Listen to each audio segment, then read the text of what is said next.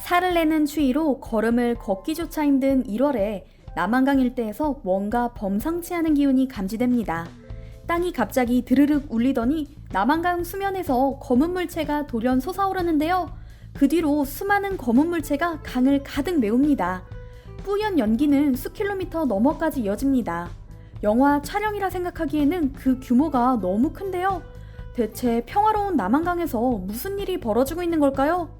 동아시아에서 최고 전력을 자랑하는 기갑부대가 어느 나라 소속인지 아시나요? 이들은 육지에서 진격하는 것은 물론 장갑차로 잠수해 강을 건너고 폭격으로 다리가 끊어진 상황에서도 즉석에서 교량을 만들어냅니다. 그들이 보유한 무기도 뛰어나지만 병사들도 최정예입니다. 적군이든 강물이든 그 무엇도 그들의 장애물이 될 수 없죠. 동아시아 최고의 기갑부대, 바로 한국 최초의 기갑사단 육군 제7군단입니다. 제7군단의 전력은 외국의 밀떡들도 보고 경악할 정도로 막강합니다. 이들의 동계훈련은 외국 유튜브와 밀리터리 채널에서도 자주 다루는 것 중 하나인데요. 올해로 52주년을 맞은 제7군단의 다른 이름은 북진선봉. 유사시 말 그대로 선봉에 서서 돌진하는 것이 그들의 임무이기 때문이죠. 즉, 전쟁이 발발 시 가장 중요한 역할을 하는 부대인 것입니다. 보통 이들이 진군을 위해 사용하는 것은 K2 흑표전차. 스노클을 설치하면 다른 장비의 도움 없이 자력으로 도하할 수 있는 전차인데요. 잠수까지 가능한 K200 장갑차도 보유하고 있죠. 한국 육군이 최근 병력 자원이 부족해지는 미래를 대비해 전차와 장갑차 등의 기갑 전력을 더욱 강화하면서 제7군단의 위상은 날로 높아지고 있습니다. 이 부대가 동계훈련을 할 때는 훈련지에서 멀리 떨어진 곳에서도 진동이 느껴질 정도로 어마무시한 규모를 자랑하는데요. 보통 훈련에 투입되는 장병수만 1,300명. 거기에 300대가 넘는 전차와 장갑차가 끝도 없이 지상을 덮습니다. 땅을 흔드는 굉음과 연기를 내뿜으며 진격하는 압도적인 광경에 온몸에 소름이 돋을 정도입니다. 자국의 육군 병력을 자랑하는 중국과 일본조차 이날만큼은 촉각을 곤두세우고 한국이 어떤 훈련을 했는지 살펴본다고 하는데요. 훈련 내용을 살펴보니 중국과 일본이 긴장할 만도 하다 싶습니다. 훈련이라 볼 수 없을 정도로 엄청난 병력을 동원할 뿐더러 실전과 다름없는 뛰어난 전술을 펼치기 때문이죠. 제7군단이 얼마 전 진행한 동계훈련을 보면 더욱 실감할 수 있습니다. 가장 선두에는 드론봇 전투단의 드론이 날아다니며 정찰을 하고 최신의 K2 흑표전차와 K21 보병 전투 차량의 수백 대가 줄지어 달립니다. 만족을 모르는 한국 육군은 여기에 최근 공중지원까지 추가했습니다. 한국 최초의 공중기동사단을 보유하고 있는 육군은 아파치 가디언까지 하늘에 띄워 훈련을 하는데요.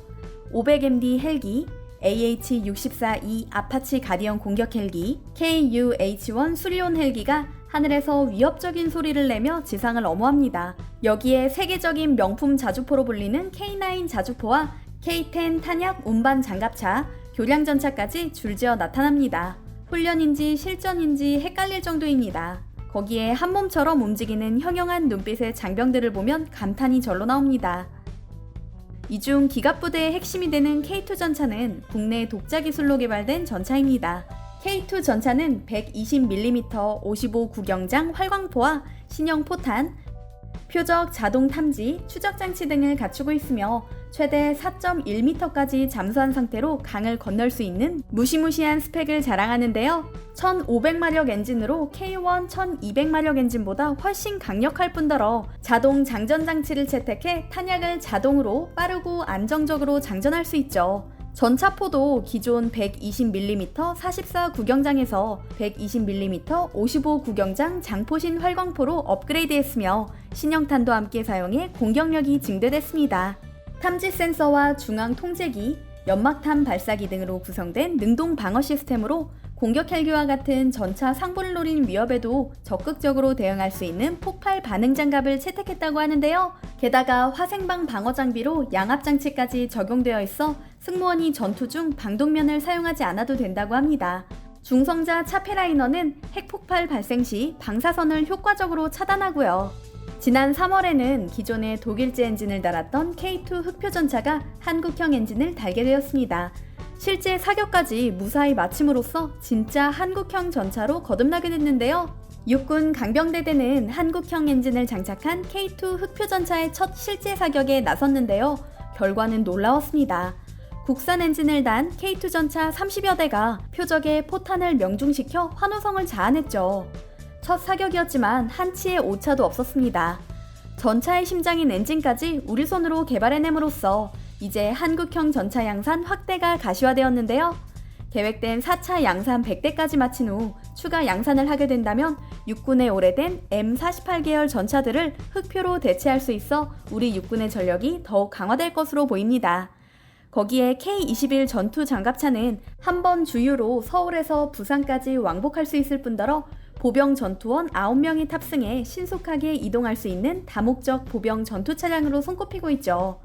그래서인지 한국 육군의 제7군단이 동계훈련을 할 때는 중국을 비롯한 다른 나라도 바짝 긴장합니다.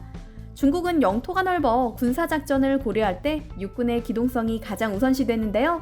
국경을 맞대고 있는 인도와도 늘 분쟁이 있기 때문에 전통적으로 기갑부대를 중요시했습니다. 보병의 기동화에 일찍부터 관심을 가진 그들은 1958년부터 장갑차를 개발하기 시작했는데요. 생각대로 되지 않았는지 그들이 개발해냈다는 고성능 전차를 보면 사실 아쉬운 점이 많습니다. 중국이 개발한 99A2 전차의 카탈로그 데이터만 놓고 보면 세계 최정상 수준입니다. 공격력, 방어력, 기동력 모두 최고 점수를 줄 만한 스펙이었거든요.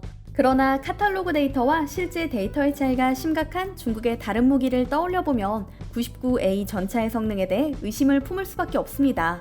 실제로 사격 정밀도와 수명이 억만이라고 알려진 ZPT-98 활광포와 그 외 부품을 면밀히 검토해보면 이 전차의 공격력은 중국이 주장하는 것의 30% 정도일 거라고 예측하는 군사 전문가들의 분석이 있을 정도죠.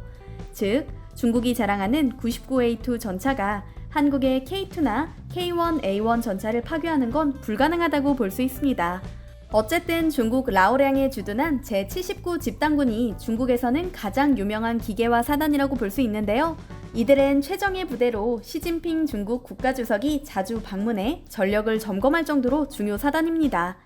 79 집단군은 1개 기갑여단, 3개 기계화 보병여단과 1개 특수작전단을 보유한 기계화 집단군이지만 그 전력에 있어서는 한국의 제7군단에 미치지 못합니다. 전차나 장갑차, 병력수가 현저히 차이가 나기 때문이죠. 일본도 마찬가지입니다. 일본의 육상 자위대 최강은 홋카이도를 지키는 북부 방면대라고 하는데요. 이들도 기계화 부대 중심으로 편성되었습니다. 일본은 육상 자위대의 수를 줄이는 추세이지만 북부 방면대의 경우 그 수와 전력을 강화하고 있다고 하죠. 마찬가지로 한국과 비교하면 세 발의 피 수준입니다. 동북아의 정세는 나날이 험난해지고 있습니다.